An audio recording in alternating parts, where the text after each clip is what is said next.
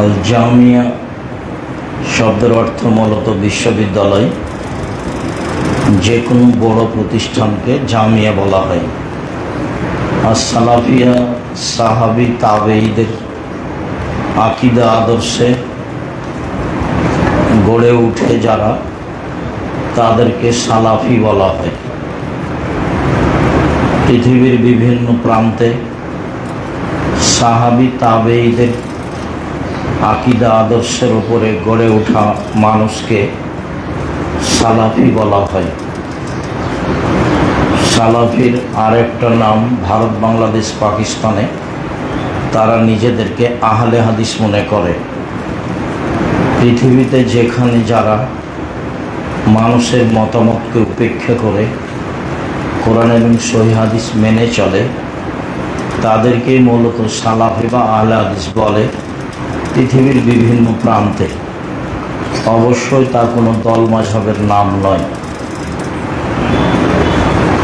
সপ্তম আকাশে একটি ফেরেশতাদের সলাতের জায়গা আছে, তার নাম বাইতুল হামদ, প্রশংসার ঘর। সে অনুপাতে জামিয়া সালাফের সাথে যত মসজিদ তৈরি হবে বাংলাদেশে, সমস্ত মসজিদের নাম হবে বাইতুল হামদ জামে মসজিদ। কারোর নামে বা কোনো ব্যক্তি বা কোনো পাড়ার নামে হবে না। এতে কারোর কষ্ট পাওয়ার, সুবিধা অসুবিধা পাওয়ার কিছু নেই। এতে আমাদের কোনো নিজস্ব স্বার্থ নেই। আর আমি আব্দুর রাজ্জাক বিন ইউসুফ জামিয়া সালাফির করছে না, আমার নিজস্ব কোনো স্বার্থ আছে তা আমার জানা নেই। আমরা পরিবার সহ সবাই দিনের খিদমত সঠিক মনে করে, কোনো ভেজাল নেই মনে করে করছি, এবং আমাদের চোখে কোনো ভেজাল ধরা পড়ে না এটাও আমরা মনে করছি।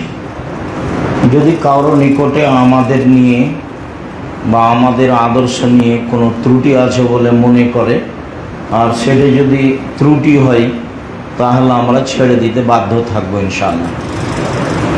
এতে আমরা দুনিয়ার কোনো সুবিধা ভোগ করতে চাই না।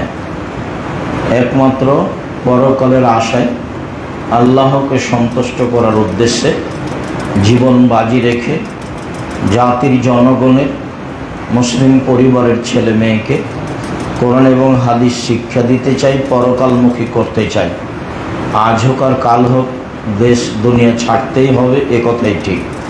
সে যে হোক না কেন, ঈমান সহকারে যেন যেতে পারি, আল্লাহর সাথে সাক্ষাৎ যেন সঠিক আকিদা আদর্শে হয়, আকিদার কারণে যেন ধরা না খাই। আকিদার কারণে ধরা খেলে জাহান্নাম যেতে হবে, আর পাপের কারণে ধরা খেলে ক্ষমা হতে পারে। কেন? আনাস রাদিয়াল্লাহু তাআলা আনহু বলেন, রাসূল সাল্লাল্লাহু আলাইহি সাল্লাম বলেছেন, আল্লাহ তাআলা বলেন, ইবনা আদম মা দাওতানি ওয়া রাজাওতানি, আদমের ছেলে মেয়ে শোনো, তোমরা আমাকে যেভাবে ডাকো আমি সেভাবে থাকি, তোমরা আমাকে যেভাবে বলো আমি সেভাবে শুনি।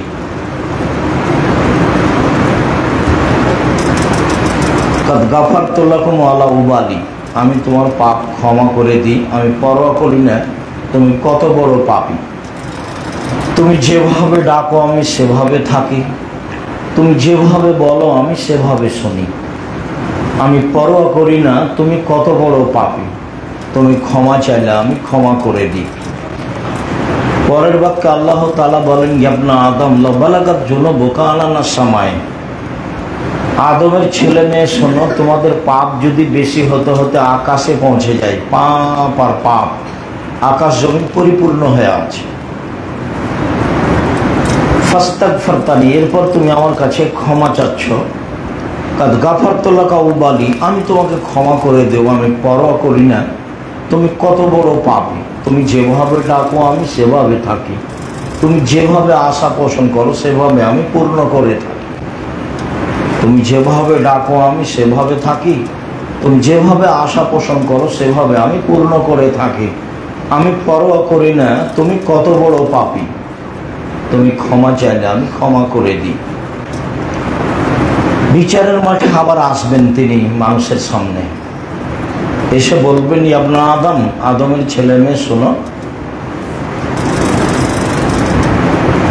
তোমাদের পাপ যদি আজকে আকাশ জমিন পরিপূর্ণ হয়ে থাকে, লা আতাইতানি বিকুরাবিল আরজি খাতায়া সুম্মা লাকিতানি লা তুশরিক বি শাইআ, আজকে যদি তোমরা আমার নিকটে এসে থাকো শিরক মুক্ত অবস্থায়,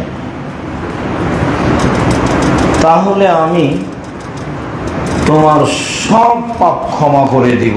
আমি পরোয়া করি না তুমি কত বড় পাপী, তোমার যে পরিমাণ পাপ আমার সে পরিমাণ ক্ষমা, তোমার যে পরিমাণ পাপ আমার সে পরিমাণ ক্ষমা, তোমার যে পরিমাণ পাপ আমার সে পরিমাণ ক্ষমা, যদি শিরক না থাকে।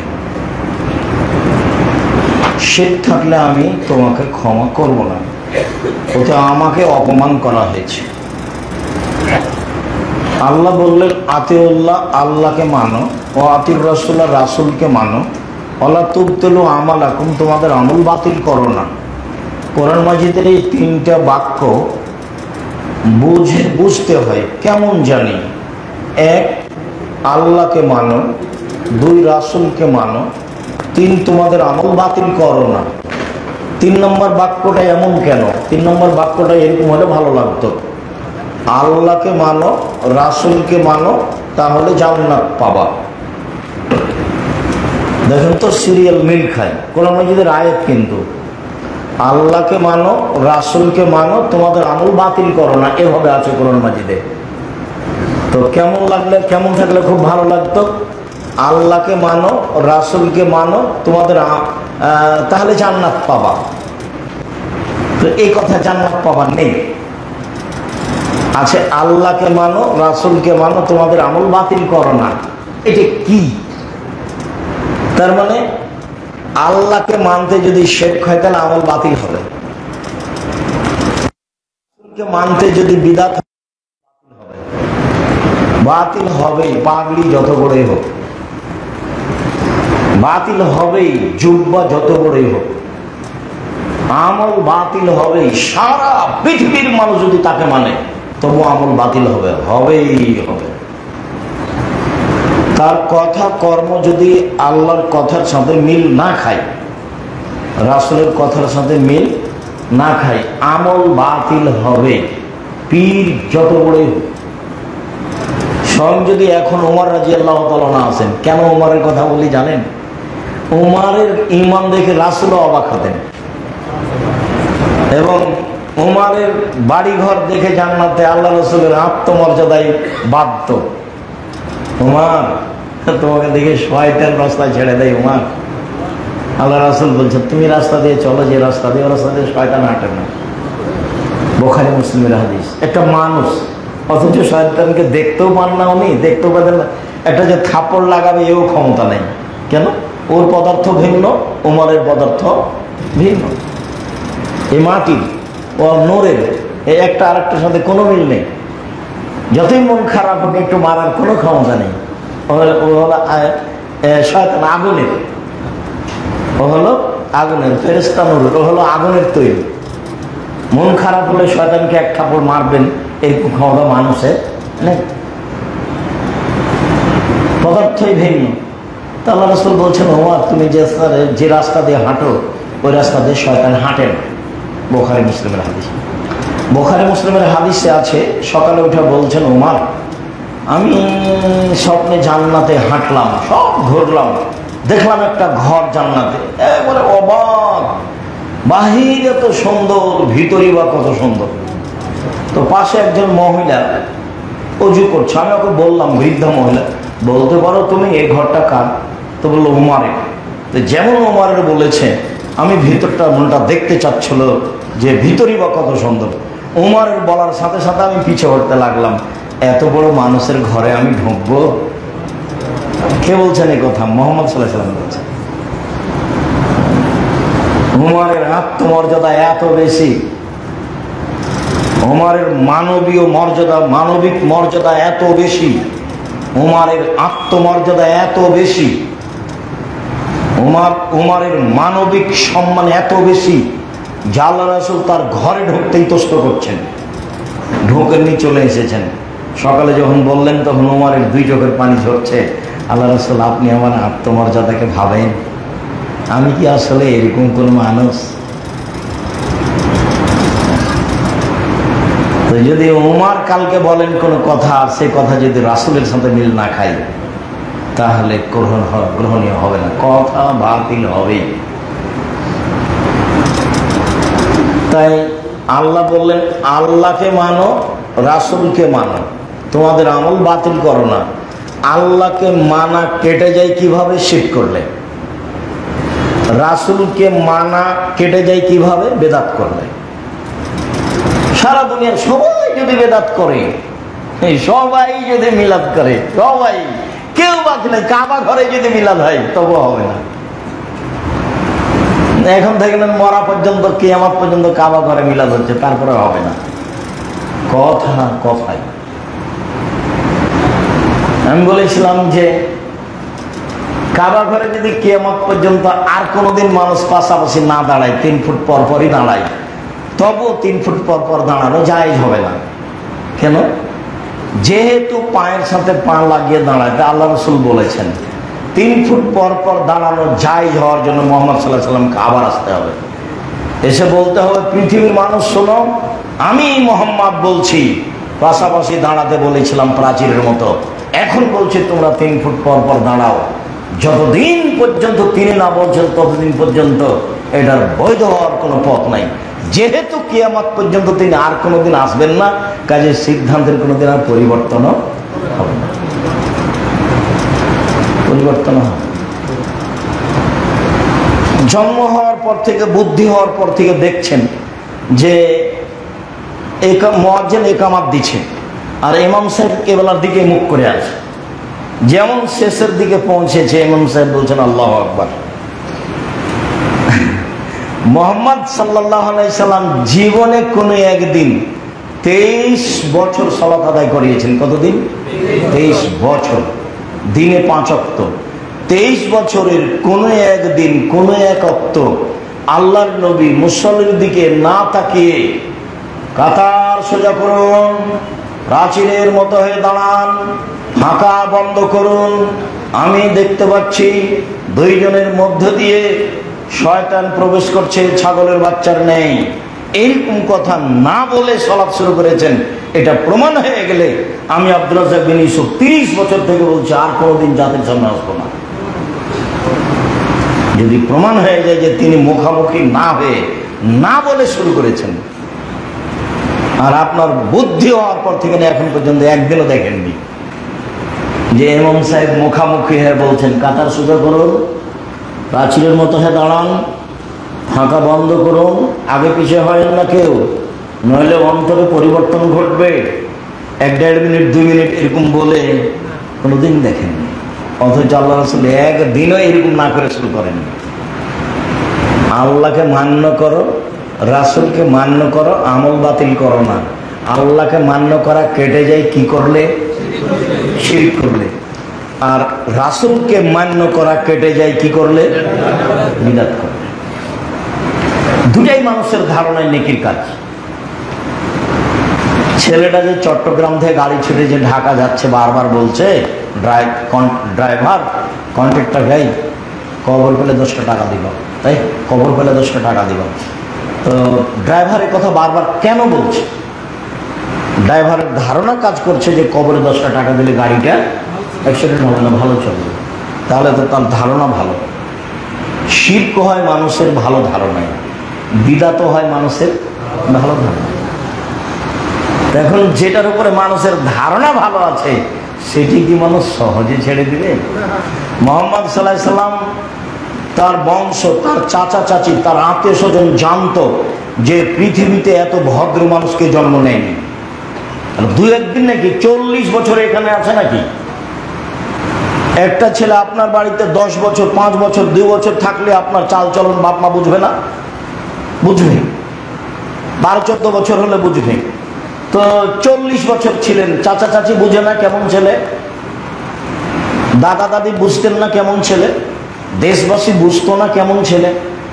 দেশবাসী চাচা চাচি আত্মীয় স্বজন ডাক্তার আলামিন বলে বিশ্বস্ত, বিশ্বাসী ছেলে আমাদের আলামিন। এই ছেলে খালি বলেছে যে মাবুদ একজন, 360 জন নয়। এমন হয়ে চাচা চাচি খেপে গেল, দেশবাসী এমন ভাবে খেপে গেল, মানার কোন পথ নেই।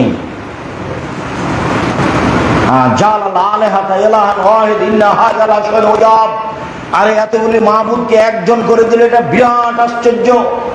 এটা হয় কি করে? তাকে হত্যা করতে হবে, নইলে দেশ থেকে তাড়িয়ে দিতে হবে, নইলে বন্দি করতে হবে। নিজের ঘরের ছেলের সিদ্ধান্ত, নিজের ঘরের ছেলের উপরে সিদ্ধান্ত। শিরক মানুষের ধারণায় নেকির কাজ, বিদআত মানুষের ধারণায় নেকির কাজ। সেটাকে ছেড়ে আস খুব কঠিন।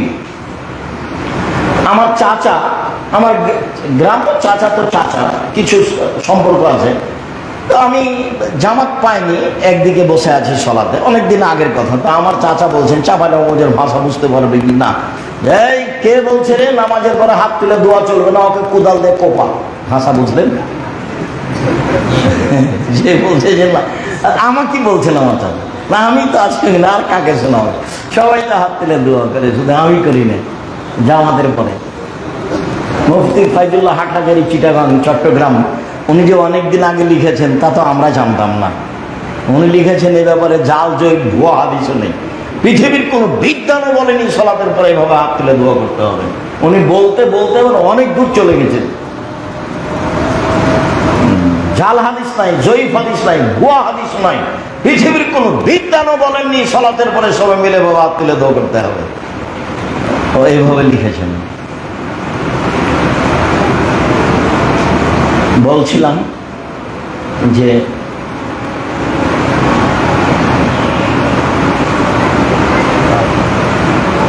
মানুষের জীবনে আল্লাহকে চিনে জেনে পাপমুক্ত অবস্থায় মরার একটা পরিকল্পনা সাদ থাকা উচিত। আল্লাহ তাআলা বলছেন, বহু মানুষ আল্লাহর ভয়ে কান্নাকাটি করে মাটিতে লুটিয়ে পড়ে, আর তাদের কান্নার শব্দ তাদের কানে গেলে তাদের আল্লাহ ভীতি আরো বেশি হয়ে যায়।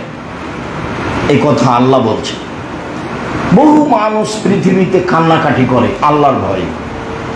আমি আর আপনি করি না এর কথা, এর অর্থ এই নয় যে কেউ করে না। বুঝতে পারছেন কথা? আল্লাহ বলছেন যে পৃথিবীতে বহু মানুষ আল্লাহর ভয়ে কি করে? কান্নাকাটি করে, আর কান্নার শব্দ একেবারে তাদের কানে গেলে ভীতিটা আরো বেশি হয়ে যায়, আর মাটিতে একবারে লুটিয়ে পড়ে, নাক কপাল মাটিতে রেখে কান্না করে। একটা শব্দ আছে ভয় ভীতির কান্না। বহু মানুষ এরকম আছে। আমি আর আপনি করি না এর অর্থ এই নয় যে পৃথিবীতে কেউ করে। আনাস রাদিয়াল্লাহু তাআলা আনহু বলেন, একদিন আল্লাহ রাসূল বক্তব্য দিলেন, খাতাবা খুতবাতান মা সামিতু মিসলাহা কাত্ত। এমন বক্তব্য দিলেন আল্লাহর নবী যে এত কথা, গুরুত্বপূর্ণ কথা আমরা কোনোদিন জীবনে শুনিনি। উনি সেদিন যা বললেন, এক পর্যায়ে বললেন, শোনো, লাউ তা'লামুনা মা আ'লামু বাল্লা বাকাইতুম কাসীরা ওয়ালা যাহিকতুম কালিলা। পৃথিবীর মানুষ, তোমরা যদি আল্লাহকে চিনতে আমি যেভাবে চিনি, তোমরা যদি আল্লাহকে জানতে আমি যেভাবে জানি, তাহলে বেশি বেশি কাঁদতে, কম কম হাসতে। তো কই আমরা কি কান্নাকাটি করি? তাহলে আমরা আল্লাহকে চিনি না। কান্নাকাটির ভিতরে আল্লাহর একটা চিনাও থাকতে হবে, আল্লাহকে জানা থাকতে হবে, তাহলে মরণ স্মরণ হবে, তাহলে রাতে একটু কান্নাকাটির পরিবেশ আসবে। আরো আফসোস আসলে এই যে আল্লাহ রাসূল বলছেন, ইয়ানজুল রাব্বুনা তাআলা ইলা সামাই দুনিয়া হিনা ইয়াবকা সুলুসুল লাইল। রাতে যখন 3 ভাগের 2 ভাগ পার হয়, তখন আল্লাহ সপ্তম আকাশ থেকে প্রথম আকাশে নেমে আসেন। প্রতি রাত একই রকম। পৃথিবীতে যখন যেখানে রাতের 3 ভাগের 2 ভাগ পার হয়, পৃথিবীতে যখন যেখানে রাতের 3 ভাগের 2 ভাগ পার হয়, তখন আল্লাহ সেই জায়গার, সেই আকাশের প্রথম আকাশে নেমে আসে। নেমে এসে বলেন, মায়াদুনি ফাস্তাজিব লাহু, কেউ আমাকে ডাকে, তোমরা কেউ আমাকে ডাকো, আমি তোমাদের কথা শুনবো। মাইয়া সালনি ফাউতিয়া, তোমরা আমার কাছে কিছু চাও। কেউ কি আমার কাছে কিছু চায়? যে যা চায় আমি তাকে তাই দিয়ে দেবো। মায়াস্তাক ফিরুনি ফাঁক ফেরালাহু, কেউ কি আমার কাছে ক্ষমা চায়? কেউ কি মনে করে যে আমি পাপী, আমাকে ক্ষমা করো, এরকম কি কেউ বলে? বললে আমি তাকে ক্ষমা করে দেবো। তিনটা কথা বলেন। এক, তোমরা কি কিছু চাও? চাও, আমি দিয়ে দেবো। তোমরা কি কিছু বলো? বলো, আমাকে বলো, যেটা বলবো আমি সেটাই করব। তোমরা কি আমার কাছে ক্ষমা চাও? যদি ক্ষমা চাও তাহলে আমি ক্ষমা করে দেব। এইভাবে আল্লাহ বলেন। আর আমরা রাত একটাই ঘুমিয়েছি, 7টা 8টায় উঠব, তাহলে বলেন তো আমারটা কোনো কাজ হলো? এটাই আল্লাহকে সম্মান করা হলো, মূল্যায়ন করা হলো? তিনি আমার জন্যই নেমে এসেছে, আমাকে বলার জন্য, আপনাকে বলার জন্য। তো উনি বলতেই থাকেন আর আমি ঘুমিয়ে থাকি। রাত 10টায় ঘুমিয়ে যেতে হবে। ধরেন যে বাড়িতে কারফিউ জারি থাকবে, 10টায় ঘুমিয়ে যেতে হবে যে কোনো মূল্যে। ছেলেমেয়েরা পড়াশোনা করছে, ওরা 12টা 1টা 11টার সময় ঘুমিয়ে যাবে। রাত 3টায় 2টা 2:30টায় উঠতে হবে। এটা অভ্যাস করতে হবে, যেতেই হবে, অভ্যাসে যেতেই হবে।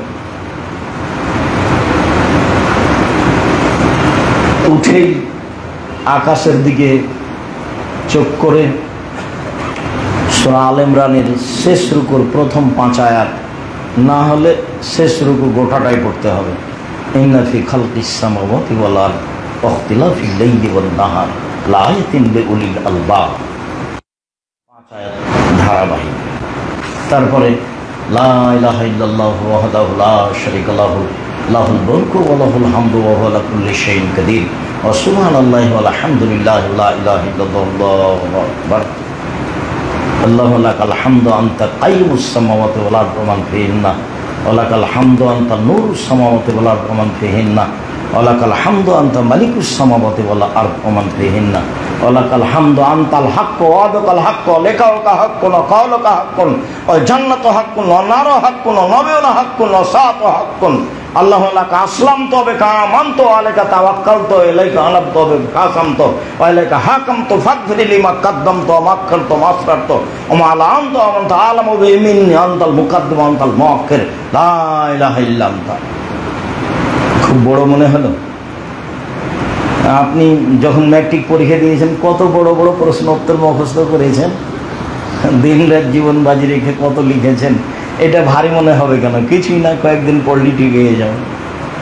দুয়ার বইয়ে দেওয়া আছে, আজকে বই পুস্তক ছিল কিনা আমার স্মরণে নেই। দুয়ার বইয়ে দেওয়া আছে, সলাতের বইয়ে দেওয়া আছে, এমনি বই পুস্তকও পাবেন, বাংলা মেসকাতে পাবেন, সলাতের আলোচনায়। তা আল্লাহ নেমে এসেছেন আমার আর আপনার সাথে কথা বলার জন্য, তাহলে কিছু না বললে হবে? আব্দুল্লাহ ইবনে আব্বাস বলেন, রাসূল সাল্লাল্লাহু আলাইহি সাল্লাম বলেছেন, 2 শ্রেণীর মানুষ জাহান্নামে যাবে না। তার 1 শ্রেণীর মানুষ রাতে কাঁদে যে, আরেক শ্রেণীর মানুষ দিন ধর্মের রাস্তায় পাহারা দেয় যে। এইটা মাদ্রাসা লাইনে পড়াশোনা হতে পারে, জিহাদও হতে পারে, সবটার সমন্বয়।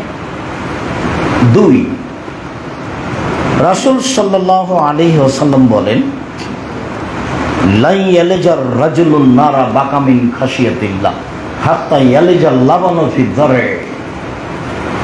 গাভীর ওলান বাঁট থেকে চাপ দিয়ে দুধ বের করে ভিতরে ঢোকানো যায় না, যেমন আল্লাহর ভয়ে কাঁদে যে সে জাহান্নামে যাবে না, তেমন। আল্লাহ রাসূলের বলা কথা আমি আপনার সামনে নকল করছি, আল্লাহ রাসূলের মুখের ভাষা। আর এমনি তো আমার অভ্যাস, আমার জীবনে আমি কোনোদিন মানুষের নামে কথা বলি না।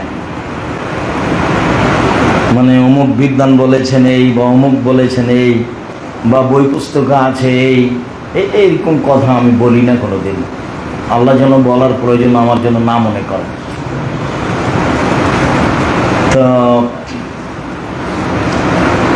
গাভীর বাঁক ওলান থেকে চাপ দিয়ে দুধ বের করে ঢোকানো যাবে? এটা তো অসম্ভব। আল্লাহ রাসূল এই কথাই বলছেন, আল্লাহর ভয়ে কাঁদে যে তার জাহান্নামে যাওয়া তেমনি অসম্ভব। মুআবিয়া ইবনে হায়দার রাদিয়াল্লাহু তাআলা আনহু বলেন, রাসূল সাল্লাল্লাহু আলাইহি সাল্লাম বলেছেন, সালাসু ওয়ুনিন লা তারাহুমান নার, 3 শ্রেণীর মানুষ জাহান্নামে যাবে না, জান্নাতে যাবেই। 3 শ্রেণীর মানুষ জান্নাতে যাবেই। তার 1 শ্রেণীর মানুষ বাকাত মিন খাশিয়াতিল্লাহ, ওই চক্ষু ওই মানুষ যে আল্লাহর ভয়ে কাঁদে। একটা কথা আসছে বারবার হাদিসে। 2 আইনুন হারাসাত ফি সাবিলিল্লাহ, ওই চক্ষু ওই মানুষ যে আল্লাহ রাস্তায় পাহারা দেয়। 3 গাজাতান মাহারিমিল্লাহ, ওই চক্ষু ওই মানুষ যে বেগানা নারীকে দেখে চক্ষু নিচু করে। এটা খুব কঠিন। বর্তমান পরিস্থিতি যা আছে এর চেয়ে আরো ভারী হবে। 10 বছর আগে যা ছিল এখন তার চেয়ে অনেক বেশি ভারী। 10 বছর 20 বছর পরে আরো ভারী হবে।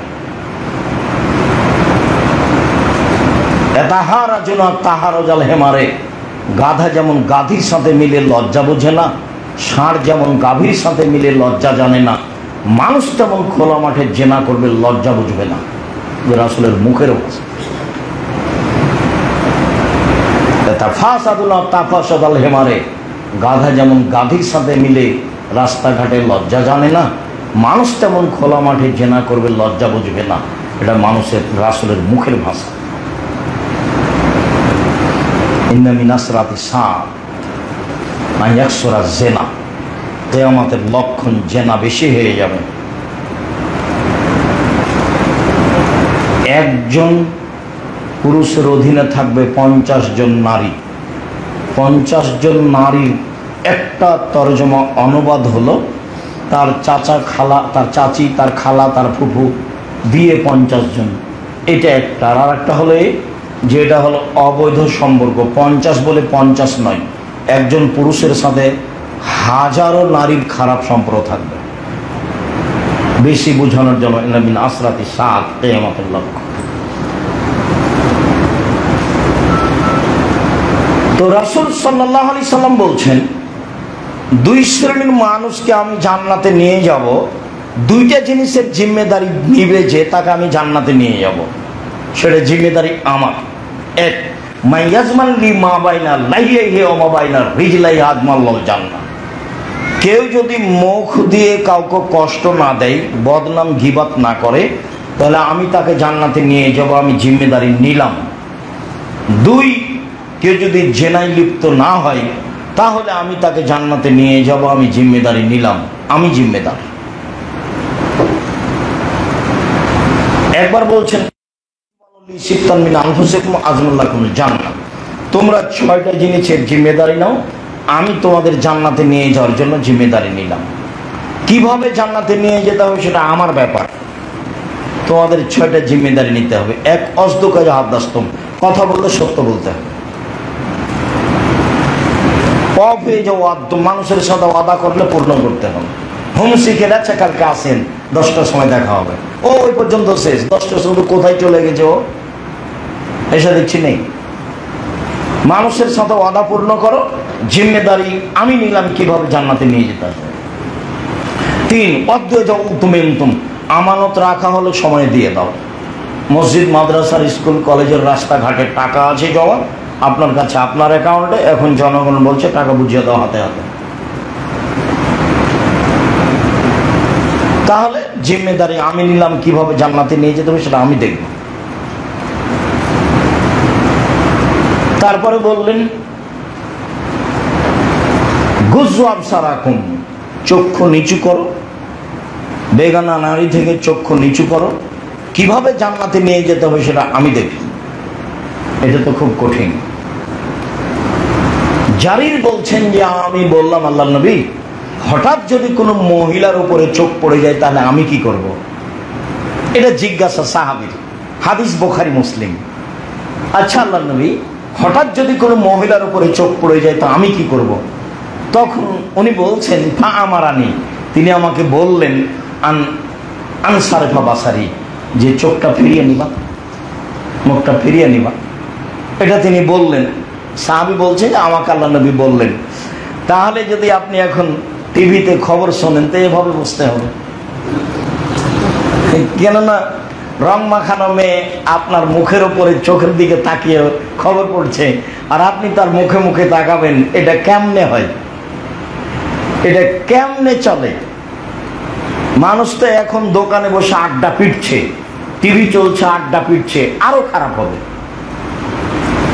তাহাজ্জুদও পড়ে, এশার সালাত আদায় করে গিয়ে মাথায় টুপি আছে, দোকানে বসে আছে, ল্যাংটা মেয়ে নাচছে, বসে আছে, 5-7 জন গল্প চলছে। ওকে যদি বলেন আপনি যে চাচা আপনি কি ভালো মানুষ, তো একটু কেমন কেমন করে, আচ্ছা সেই তো গো ভালো মানুষ না, ওও ভালো বলবে না যে আমি ভালো মানুষ, মানে ওও জানছে যে এটা ভালো নয়। তারপরে মানুষ তো অভ্যাসের দাস, অভ্যাসে যেটা আছে সেখান থেকে ফিরে আসা খুব কঠিন।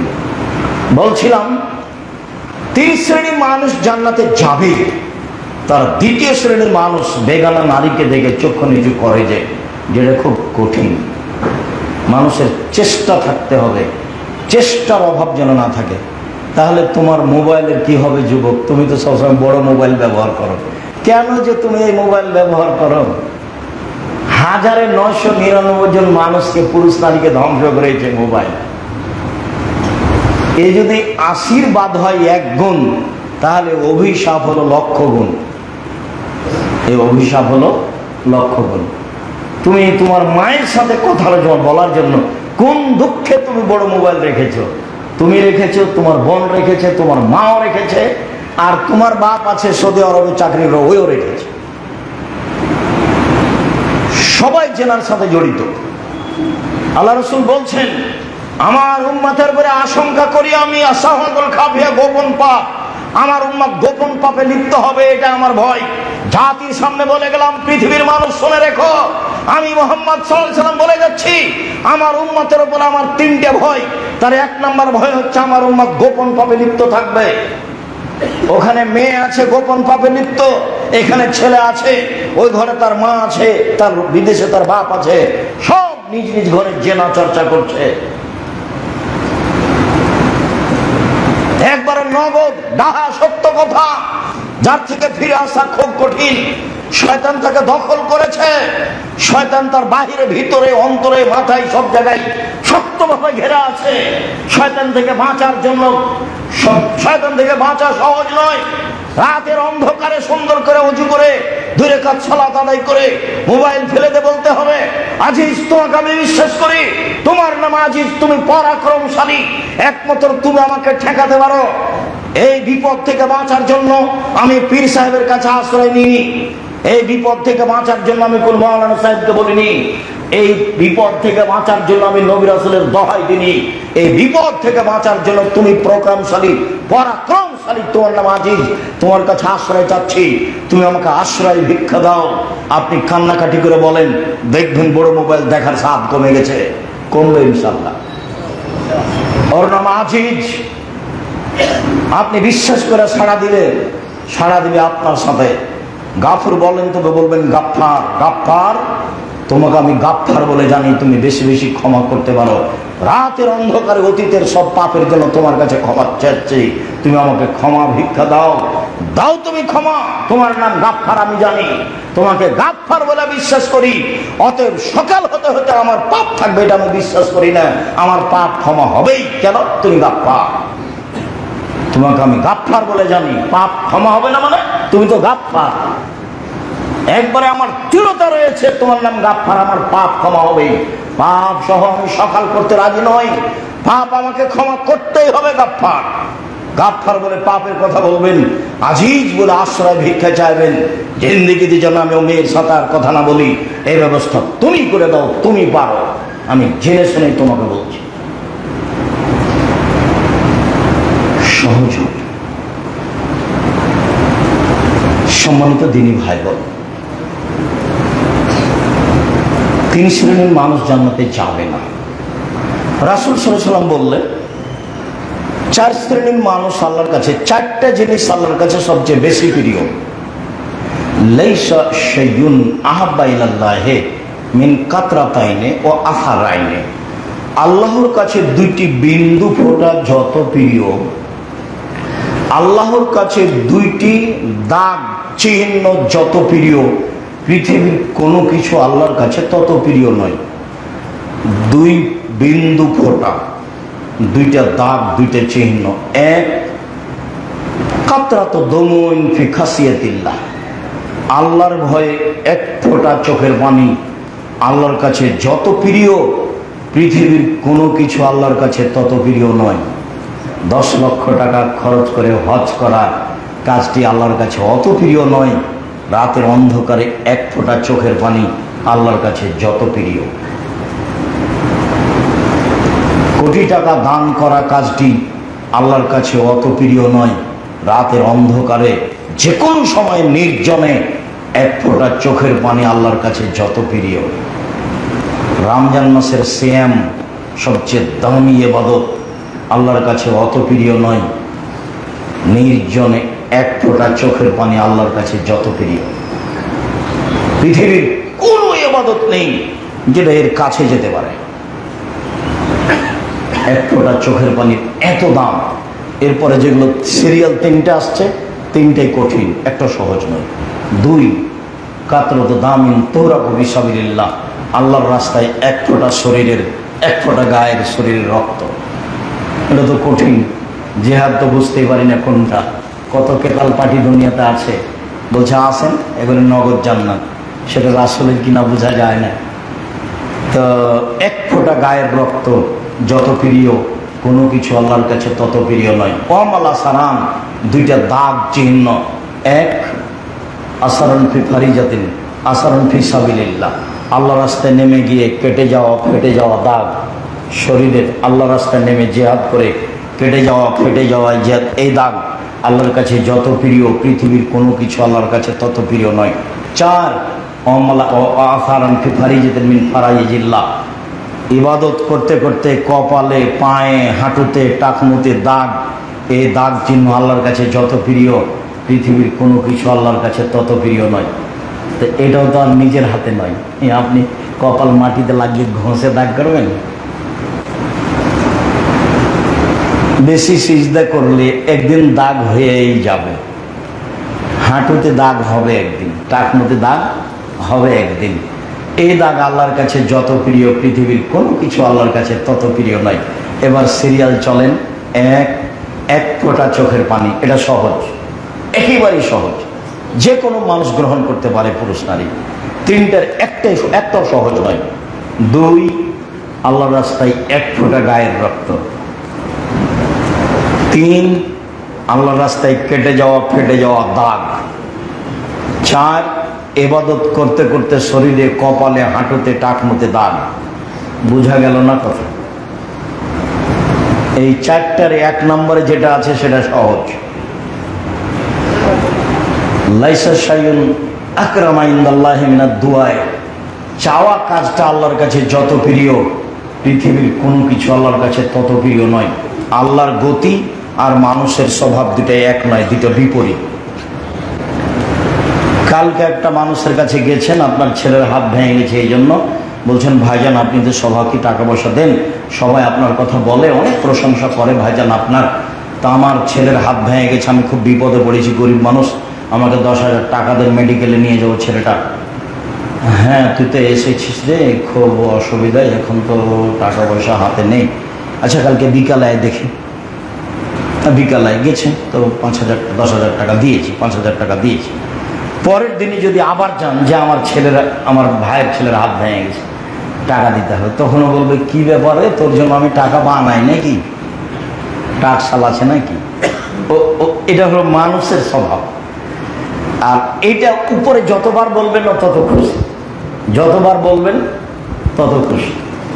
তখন ও বুঝলো যে আমার কাছে চাই, আমি পারি, এই জন্য আপনার স্বীকৃতি লাগে। ইউনূস আলাইহিস সালাম ক্ষমা চাননি, ইউনূস আলাইহিস সালাম স্বীকৃতি দিয়েছেন আমি পাপী। লা ইলাহা ইল্লা আনতা সুবহানাকা ইন্নী কুনতু মিনাজ জালিমিন। এখানে ক্ষমা চাওয়ার কথা নাই। তুমি ভুল বলছেন না যে আমি ভুল করেছি, আমি ক্ষমা করো, এই কথা বলছেন না। বলছেন আমি তোমার পবিত্রতা বর্ণনা করি, আমি অপরাধীদের একজন, আমি তোমার পবিত্রতা বর্ণনাকারী, তুমি ছাড়া কোনো মাবুদ নেই, আমি অপরাধীদের যে একজন। আল্লাহ বলছেন ইউনূস যদি এই তাসবিহ না পাঠ করতো, আমি কিয়ামত পর্যন্ত তাকে মাছের পেটে রেখে দিতাম। মুহাম্মদ সাল্লাল্লাহু আলাইহি ওয়াসাল্লাম বলছেন পৃথিবীর যে কোনো মানুষ যে কোনো বিপদে এই দোয়া পড়বে, আল্লাহ তাকে উদ্ধার করবেন বিপদে। এর অর্থ এই নয় যে ১৬ লক্ষবার দোয়া ইউনূস পড়তে হবে, ডাহা মিথ্যে। পৃথিবীর মানুষ কেউ ১৬ লক্ষবার দোয়া ইউনূস পড়তে পারবে না। মানুষ পারবে না, যার নাম মানুষ। জিনও পারবে না। ১৬ লক্ষবার ইউনূস টিকে রাখতে পারবে? আপনি বসে বসে সালাত আদায় করেন, তাতে আপনি ঠিক করতে পারবেন না যে রুকু হলো না সিজদা হলো, এটা রুকু হলো না সিজদা হলো। আপনি এবারে তাজা মানুষ, আর আপনি ১৬ লক্ষবার দুনিয়া পড়বেন, পীর সাহেব বললেই হলো? পীর সাহেবকে একটু বলে দেখেন ভাইজান, আপনি কোনোদিন পড়েছেন? আপনার কোনো বিপদ আছে না? আপনার ছেলে মেয়ে নেই? বরিশালে গেছিলাম, 3 দিন ছিলাম 2003-এ। 3 দিনে আমি কোনো সঠিক আকিদের মানুষ দেখিনি। মাগরিব পরে এক জায়গাতে কথা বলছিলাম, সালাম ফিরার পর এমনি হঠাৎ দাঁড়িয়ে গেছি। সালাম ফিরার পরই দাঁড়িয়েছি। আমি আব্দুর রাজ্জাক বিন ইউসুফ, চাঁপাইনবাবগঞ্জ, রাজশাহী থেকে এসেছি, আপনাদের সাথে আমার 1 মিনিট কথা আছে। 1 মিনিট কথা বলে 7-8 মিনিট কথা বললাম। 7-8 মিনিট কথা বলা শেষ করতেই একটা লোক লাফ দিয়ে দাঁড়িয়ে বলছে, 47 বছর পরে আমি চাঁপাইনবাবগঞ্জের ভাষা শুনলাম, শুনতেই মিঠা লাগে। দিয়ে বলছে আমার একটা মেয়ের কবর আছে ওখানে, চাঁপাইনবাবগঞ্জের সাথে আমার অনেক ভালোবাসা। জড়িয়ে ধরার পর বলছে চলেন আমার বাসায় খাওয়া দাওয়া করবেন রাতে। ঠিক আছে চলেন। গেলাম। খাওয়া দাওয়ার শেষের দিকে এক ঘর থেকে, পর্দা থেকে তার মেয়ে বলছে, হুজুর একটা কথা। কি বলো? আমার ভাই, ছোট ভাই খুব দুষ্টামি করে, সেই জন্য আমার মা তার নামে ১৬ লক্ষবার দোয়া ইউনূস পড়েছে, তো এটা কেমন হয়েছে? তো যে কে পড়তে বলেছে? তো বলছে জৌনপুরি পীর। আমার এই সম্পর্কে কোনো অভিজ্ঞতা নেই, তো আমি বললাম যে ভুল হয়েছে তোমার মায়ের। আমি একটা সহজ পদ্ধতি তোমাকে, তোমার মাকে, তোমার বাপকে বলে দিই, রাতে উঠে সুন্দর করে উজু করে হাত 2 রাকাত সালাত আদায় করে তোমার মা বলবে যে আমার ছেলেকে ভালো করে দাও, হাত তুলে বলবে। চাইলে খুশি হবে, চাইলে খুশি হবে। তাহলে চোখের পানি সবচেয়ে ভালো, চাওয়া সবচেয়ে ভালো। হাত তুলে চাইলে ফেরত দিতে লজ্জা পাই। এইবার তাহলে হাত তুলেন, কান্নাকাটি করেন, চান, তাহলে হবে ঠিক। বুঝা গেল না কথা? হাত তুললে ফেরত দিতে কি পাই? লজ্জা পাই। তাহলে ওটা আমার সুবিধাতে আছে। চাইলে খুব খুশি হয়, আবার চোখের পানিতে খুব খুশি হয়। তাহলে 3টা এক জায়গাতে জমা হয়েছে। আমি সফল হব ইনশাল্লাহ, আজ হোক আর কাল হোক। আমি সফল হব ইনশাল্লাহ, আজ হোক আর কাল হোক, হব ইনশাল্লাহ। আমারটা মিস করবে না। কারণ আজই আমাকে ফাঁকি দেওয়ার তার প্রয়োজন নেই, আমাকে ধোঁকা দেওয়ার তার প্রয়োজন নেই। এ ব্যাপারে তিনি মুখাপেক্ষীহীন, কোনো কথা না। অতএব সম্মানিত দিনী ভাই বোন, 3 শ্রেণীর মানুষ জান্নাতে যাবেই যাবে। আল্লাহর কাছে 4টে জিনিস সবচেয়ে প্রিয়। তার প্রথম প্রিয় হলো 1 ফোঁটা চোখের পানি। রাসূল সাল্লাল্লাহু আলাইহি ওয়াসাল্লাম বলেন 7 শ্রেণীর মানুষ বিচারের মাঠে বিশেষ ছায়াতলে থাকবে। 7 শ্রেণীর মানুষ যেদিন আল্লাহর ছায়া ছাড়া কোনো ছায়া থাকবে না। তার 1 শ্রেণীর মানুষ রাজুলুন যাকার আল্লাহ খালিয়ান ফাফাজা বাইনাহু, কোন ব্যক্তি নির্জনে আল্লাহকে ডাকলো, 2 চোখের পানি ঝরঝর ঝরঝর করে ঝরলো, এই থাকবে বিশেষ ছায়াতলে। 7 শ্রেণীর মানুষ। রাতে যখন সালাত আদায় করতে উঠবেন, তখন ওযু করে স্বামী যে ঘরে শুয়ে আছে সেই ঘরে আপনি থাকবেন না, স্ত্রী যে ঘরে শুয়ে আছে সে ঘরে আপনি সালাত আদায় করবেন না, ছেলে মেয়ে যে ঘরে আছে সে ঘরে নয়। হয় ফাঁকা জায়গায়, না হয় ঘরে, না হয় বারান্দায়, না হয় আপনি আপনার মতো ঘর সাজিয়ে নেবেন, যেটুতে আপনার সহজ হয়, যেটা আপনার সহজ হয়। ধনী মানুষ আপনার মতো সাজে, গরিব মানুষ আপনার মতো সাজে, আপনার যেভাবে সাজে আপনি অজু করে 2 রাকাত সালাত আদায় করে আল্লাহকে এইভাবে কান্নাকাটি করে বলুন, আপনি কাজে সফল হবেন ইনশাআল্লাহ। আল্লাহ ভীতি, মানুষ আল্লাহকে যেভাবে চিনবে সেভাবে আল্লাহর কাছে ক্ষমা চাইবে। আল্লাহ রাসূল বলছেন যে একটা মানুষ পাপ করলো, পাপ করার পরে বলছে রব্বি ইন্নী আযনাবতু ফাগফিরলি, প্রতিপালক আমি পাপ করেছি, তুমি আমাকে ক্ষমা করো। তখন আল্লাহ তাআলা বলেন আলেমা আব্দি, আমার দাস দাসী কি জানে যে আমি তাকে শাস্তি দিতে পারি, আমি তাকে ক্ষমা করতে পারি? আসলেই কি ও জেনে বলছে যে আমি পারি? তো জেনে যদি বলে তাহলে আমি ক্ষমা করে দিলাম। আবার দিন যায়, রাত্রি যায়, দিন যায়, আবার পাপ হয়ে গেছে। তখন আবার বলছে আল্লাহ আমি পাপ করেছি, তুমি আমাকে ক্ষমা করো। তখন আল্লাহ বলেন আচ্ছা আমার দাস দাসী কি জানে যে আমি শাস্তি দিতে পারি, আমি ক্ষমা করতে পারি? জেনে শুনে যদি চাই তাহলে আমি ক্ষমা করে দিলাম। দিন যায়, রাত্রি যাই, আবার পাপ করেছে। তখন আল্লাহ তাআলা বলেন যখন ক্ষমা চাই, আমার দাস দাসী কি জানে যে আমি ক্ষমা করতে পারি, আমি শাস্তি দিতে পারি? জেনে শুনে বললে যতবার ক্ষমা চাইবে ততবার ক্ষমা করে দেব। হাদিস বুখারী মুসলিম। আল্লাহ যখন ইবলিসকে বলল ইবলিস সরে যা, আমি বললাম আদমকে মেনে নে, কেন মানলি না? কেন মানবো? ও তো মাটির তৈরি, নিম্নমুখী, আমি তো আগুনের তৈরি, ঊর্ধ্বমুখী, আমি তাকে মানবো মানে? কেন মানবো? তোর ভিতরে অহংকার, সরে যা। তখন ও বলছে ঠিক আছে সরে গেলাম, আমার একটা কথা। কি কথা?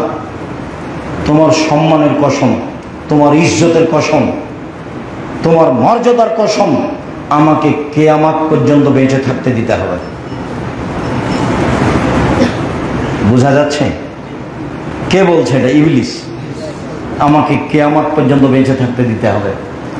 তখন আল্লাহ বলছেন ঠিক আছে মেনে নিলাম, এলা ওয়াক্তি মালুম, একটা সময় পর্যন্ত মেনে নিলেন, কিন্তু সময়টা ইবলিসের ভাষা নকল করলেন না। আল্লাহ মেনে নিলেন তার দাবিটা, কিন্তু কতদিন রাখবেন তাকে এইটা তিনি নির্ধারণ করলেন না। ও চেয়েছে কতদিন পর্যন্ত? কিয়ামত পর্যন্ত। আর আল্লাহ বললেন ওয়াক্তি মালুম, একটা সময় পর্যন্ত। সেটা কতদিন আল্লাহই ভালো জানে। এইবার ও বলছে ঠিক আছে আদমের ছেলে মেয়ে কেমনে জান্নাতে যায় এবার দেখে ছেড়ে দেব। তোমার সম্মানের কসম করে বলছি, তোমার ইজ্জতের কসম করে বলছি, তোমার মর্যাদার কসম করে বলছি, আদমের গায়ে যতদিন পর্যন্ত শ্বাস থাকবে আমি তাকে জাহান্নামের পথে নিয়ে যাব যাব যাব। ও তো জিদে পড়েছে, আমাকে জাহান্নামে নিয়ে যাওয়ার জন্য জিদে আছে কে? শয়তান। কেন? আল্লাহ ওকে সরিয়ে দিয়েছে রহমত থেকে। তখনও বলছে যে আমি একাই যাব, তোকে নিয়ে যাব, আমি একাই যাব, তোকে নিয়ে যাব।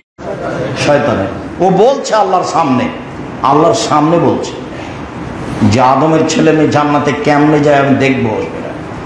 তখন আল্লাহ বলছেন শয়তান মনে রাখ, দেখেছে কি? আবার বলবো, যখন ও বলল যে তোমার সম্মানের কসম করে বলছি আদমের ছেলে মেয়েকে আমি জাহান্নামে নিয়ে যাব যাব যাব, তখন আল্লাহ বলবেন যে পারবি না। এটা বললে তো হয়? এটা বললেন কি? বললেন যে আদমের ছেলে মেয়ে যতদিন ক্ষমা চাইবে ততদিন ক্ষমা করব, যতবার ক্ষমা চাইবে। ও মরার পূর্ব মুহূর্তে যদি বলে আমার ভুল হয়েছে সেদিনও ক্ষমা করে দেব। কেন? আমার কর্ম ক্ষমা করা আর তোর জীব জাহান্নামে নিয়ে যাওয়া। আল্লাহ তার মুখামুখি হলেন না, আল্লাহ শয়তানের মুখামুখি হলেন না। মুখামুখি হলে বলতে তুই পারবি না, আজ আমি দেখে নেব আদমের ছেলে মেয়ে কিভাবে জাহান্নামে যায় সেটা আমি দেখব, জান্নাতে নিয়ে যাবো আমি। এই কথা কি বললেন? বললেন না। বললেন যে আদমের ছেলে মেয়ে যতবার ক্ষমা চাইবে ততবার ক্ষমা করবে। তার মানে তাহলে আমাকে বলা লাগবে, আমাকে বলা লাগবে, হাজারো বার, লক্ষ বার, কোটি বার বলতে হবে মানে জীবনের শ্বাস যেমন এমনিতে চলছে, তেমনি আমার মধ্যে তাসবিহ এমনিতে চলে আসে, আস্তাগফিরুল্লাহ ওয়া আতুবু ইলাইহি। ঘুম থেকে উঠছে, একটু বসছে, আস্তাগফিরুল্লাহ ওয়া আতুবু ইলাইহি, আস্তাগফিরুল্লাহ আল্লাযী লা ইলাহা ইল্লা হুয়াল হাইয়্যুল কাইয়্যুম। এমনি শুতে যাচ্ছি, আস্তাগফিরুল্লাহ ওয়া আতুবু ইলাইহি। গাড়িতে একটু বসে আছি, আস্তাগফিরুল্লাহ ওয়া আতুবু ইলাইহি, আস্তাগফিরুল্লাহ ওয়া আতুবু ইলাইহি। এমনি চলছি, বন্ধু বান্ধব আছে, কথা বলছি, কোন এক ফাঁকে আস্তাগফিরুল্লাহ ওয়া আতুবু ইলাইহি। এরকম বৈঠকে বসে আছি, দুই কথা শুনছি, আর এই ফাঁকে দুই একবার বলছি আস্তাগফিরুল্লাহ ওয়া আতুবু ইলাইহি। তোমার কাছে ক্ষমা ভিক্ষে চাই, তোমার কাছে ফিরে যেতে চাই, তোমার কাছে ক্ষমা ভিক্ষে চাচ্ছি, তোমার কাছে ফিরে যেতে চাচ্ছি। ফিরে যেতে চাচ্ছি মানে তওবা করছি। তওবা মানে ফিরে আসা, তাওবা মানে একজন মানুষ ফিরে আসা, তওবা মানে ফিরে আসা। এইটার সাথে চলমান থাকতে হবে। নবী কোন জায়গাতে বসলে 70 বারের বেশি কথা বলতেন। অতএব সম্মানিত দিনী ভাই বোন, আমি আপনাদের আলোচনার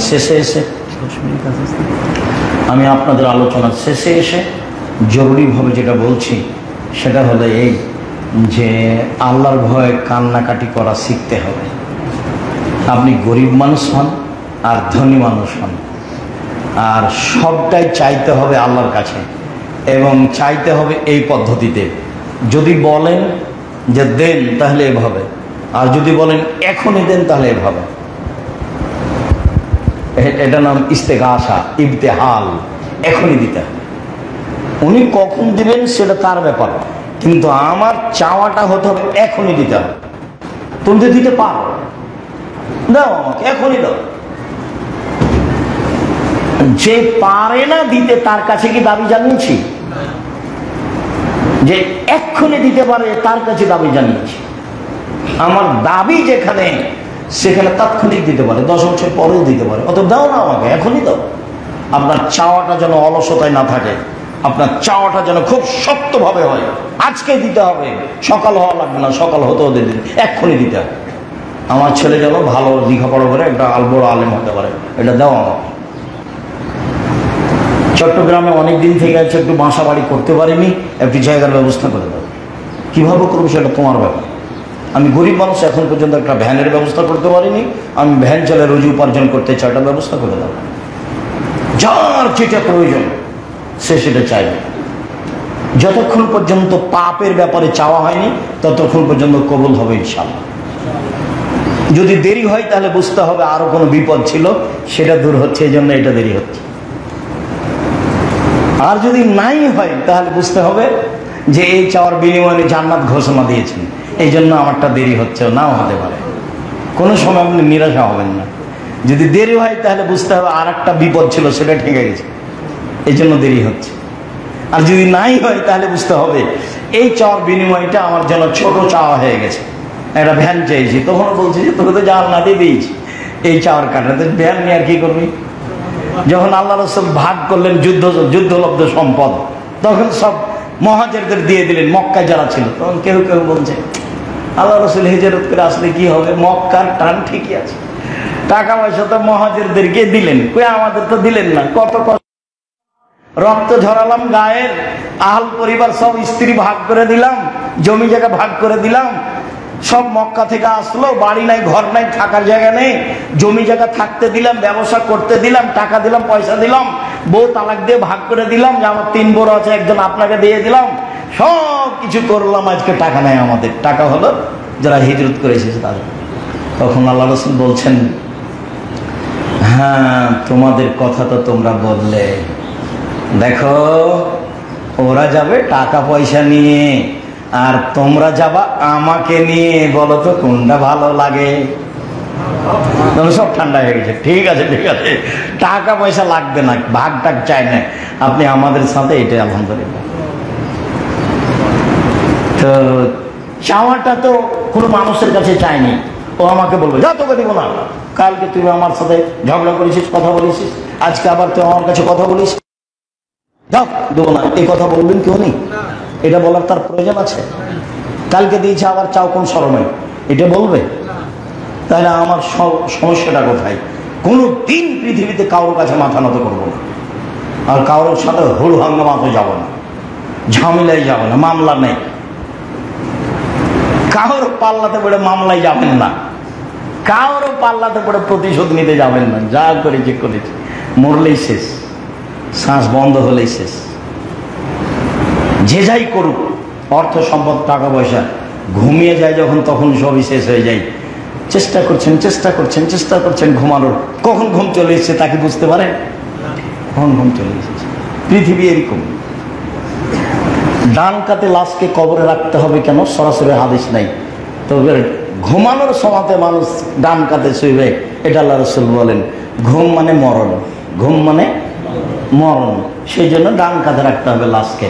সম্মানিত দিনী ভাই বোন, নিজের বিষয়টি আল্লাহর কাছে কান্নাকাটি করে চাইবো অবশ্যই। জামিয়া সালাফিয়া আনন্দবাজার, হালিশহর, চট্টগ্রাম জামিয়া সালাফিয়া, এর ব্যাপারে মন খুলে দোয়া করবো ইনশাআল্লাহ।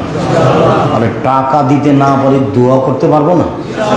মুখে তো বলতে পারবো আল্লাহ তুমি জামিয়া সালাফিয়া কবুল করো, আমাদের চট্টগ্রামের জামিয়া সালাফিয়া কবুল করো, চট্টগ্রামের বাইতুল হাম জামাত কবুল করো, এটা তো বলতে পারবো। মনটা যদি একটু খারাপ হয়, আজকে যেমন কতজন যে ক্ষমা চাইলো, খালি আস্তার বলছে আব্দুর রাজাক সাহেব না বুঝে অনেক গালি দিয়েছি, মাফ করেন। অনেকে হয়তো শরমে বলেওনি, চলে গেছে। আর অনেকে হয়তো বলেছে আরে ওর কথা শুনতে যাবো, কত গালি দিলাম। ও আবার একদিন আসবে। আজকে বেশ কয়েকজন, যে জেলাতে যাই সেই জেলাতে দু একজন করে করে, তবে আজ অনেক বেশি। বেশ কয়েকজন বলেছে যে কত যে গালি দিয়েছি, একটু মাফ করেন আমার। ঠিক আছে, মাফ করলাম। হ্যাঁ ঠিক আছে, মাফ করলাম। ঠিক আছে, মাফ করলাম। জাযাকুমুল্লাহ খায়র। আমি আপনাদেরকে অন্তর থেকে ভালোবাসি। অবশ্যই যেদিন আমরা আসবো বা যে আসুক, জামিয়া সালাফিয়া আনন্দবাজার আসলে 10 টাকা হাতে করে আসবেন, খালি আসবেন। আর এই কথাটা ভালো করে মনে রাখবেন, আলিয়াদুলিয়া খায়রুম মিন ইয়াদিস-সুফলা, দেওয়া হাত ভালো নেওয়া হাতের চেয়ে। এই কথার দাম আছে, এটা হাদিস বুখারী মুসলিমে। দেওয়া ভালো মানে শরীর স্বাস্থ্য ভালো থাকবে, দেওয়া ভালো আমার ছেলে মেয়ে ভালো পড়বে, দেওয়া ভালো মানে আমি বিপদ মুক্ত থাকবো, দেওয়া মানে আমার সব সমস্যার সমাধান হয়ে যাবে। তাই হলো দেওয়া ভালো, নেওয়ার চেয়ে দেওয়া ভালো, অধিক ভালো। হাদিস বুখারী মুসলিম, আল্লাহ রাসূল এই কথা বলেছেন।